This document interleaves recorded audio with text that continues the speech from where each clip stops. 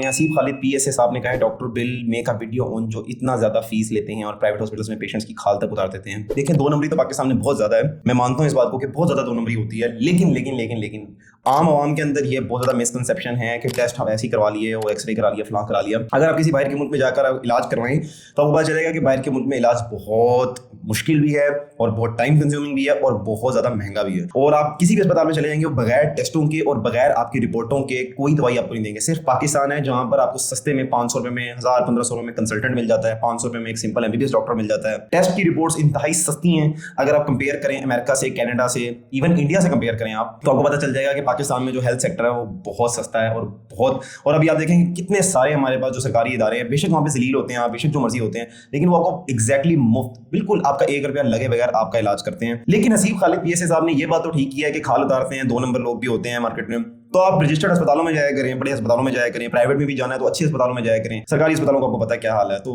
It's like that. मैंने आपकी misconception दूर करनी थी कि जो रिपोर्टें होती हैं, चीज़ें होती हैं, ये आपके अपने फायदे के लिए होती हैं, क्योंकि अब जिस तरह तरक्की होती जा रही है, रिसर्च होती जा रही है, लोगों को पता चल रहा है कि जो डॉक्टर को सिर्फ सिम्टम्स बताने से नहीं मसला हल होता, बल्कि आपको उसको वो भी करना पड़ता है, रिपोर्टिंग भी करनी पड़ती है और एविडेंस चाहिए होता है, बाकायदा हमें सबूत चाहिए कि ये बीमारी है कि नहीं है। तो आज के लिए इतना ही। Thank you so much. See you in the next video. अल्लाह हाफ़िज़।